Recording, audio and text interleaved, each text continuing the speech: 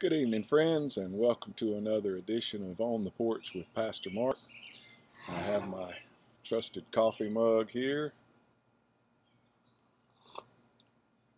And for a little change of pace this evening, I'm going with mint tea instead of my evening after dinner coffee. And it's pretty stout stuff. At least it'll make my breath smell better than the normal toast of coffee would. Coffee and toast sounds like a pretty good dessert too, doesn't it? But anyway, we're getting close to the end of our book here, Hometown Tales, Philip Gulley, and we've just got a few more installments to it. But my intention is, Lord willing, we're going to pick up and do the predecessor to this one. That's whereas this one's called Hometown Tales, the predecessor is called Back Porch Tales. So let's get into it, shall we?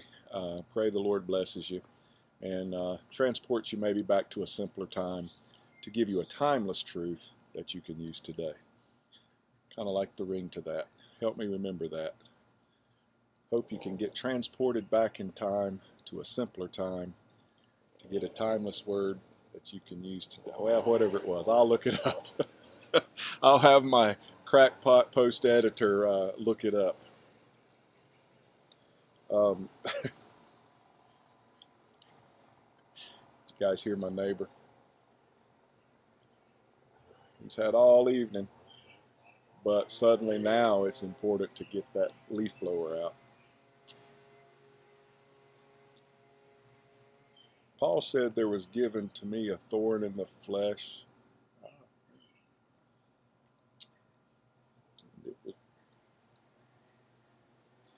All right, this is called Flowers and Weeds. I hope you can hear me.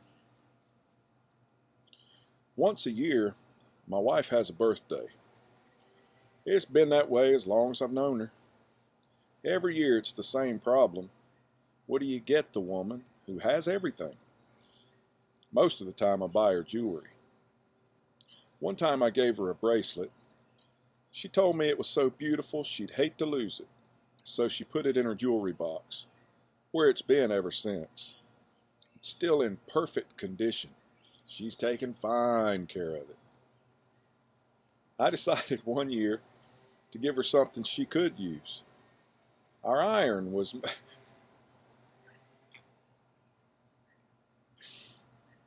Oh, wow. I've been meditating on and thinking on, praying on, considering doing some marriage seminars with the missus. Brother Gulley, sounds like you might need a few of those, brother. I'm not sure where this is going, but let's see. Our iron was making funny noises on the steam settings, so I thought I would buy her a new iron. I asked my sister her opinion.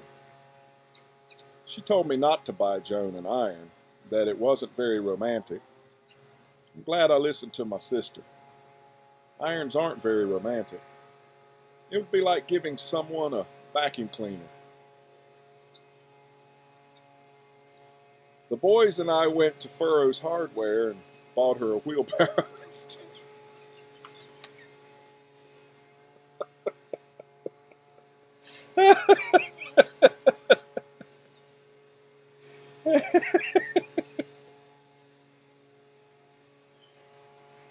Oh my goodness.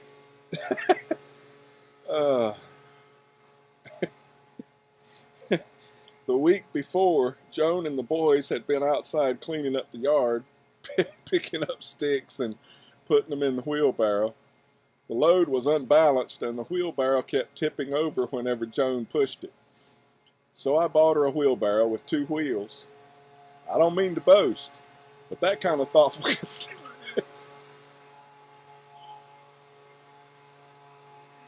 Oh my. I don't mean to boast, but that kind of thoughtful consideration has enabled our marriage to flourish. Whenever Joan works in the yard, she takes the boys with her.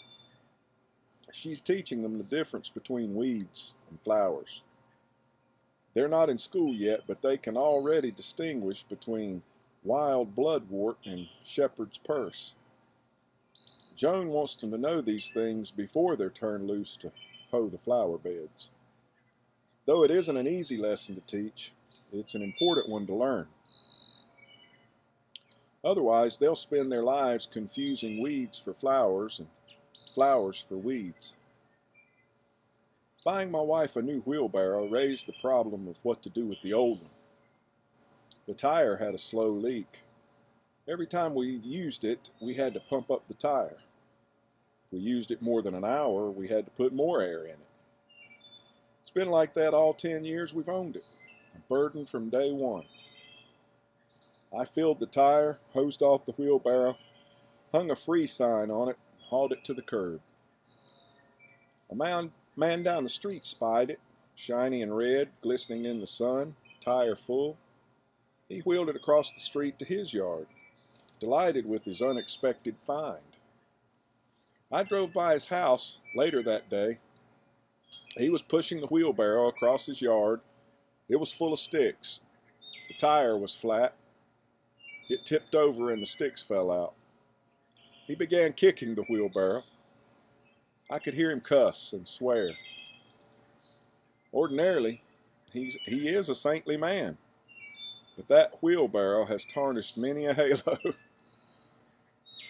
This man has been living under a burden since the day he took up with that wheelbarrow, one falling domino after another. Because he didn't pick up the sticks, he rolled over a limb and broke his mower. While he was shopping for a new one, the dandelions moved in and took over. He ended up having to spray his entire yard. I was going to offer my help, but then he wasn't speaking to me. All of this from a wheelbarrow marked free. We take some things into our lives which have a veneer of blessing, and they exact a price we can scarcely imagine. We confuse bane for blessing and blessing for bane. I watched Joan teach our sons the difference between flower and weed. I hope it will be a primer for their later years, that those garden lessons will be their start in lives of wise discernment. I hope they'll learn that just because something's sitting at the curb marked free doesn't mean it really is. Jesus once taught about how the cares of the world can grind a plant down to nothing. These cares are the things we bring into our lives with scarcely a thought. They promise good and deliver ill. The material goods that enslave us, the relationships that crush our spirits, the careers that tax our souls. Most all of us have a flat-tired wheelbarrow haunting us in one way or another. It helps us to learn the difference between the weeds and the flowers, whether something should be left sitting at the curb or carried home with joy. That concludes this evening's edition of On the Porch with Pastor. We love you, friends. Hang in there. And remember, keep your ears peeled for the sound, because the Lord's coming soon. Eyes to the skies.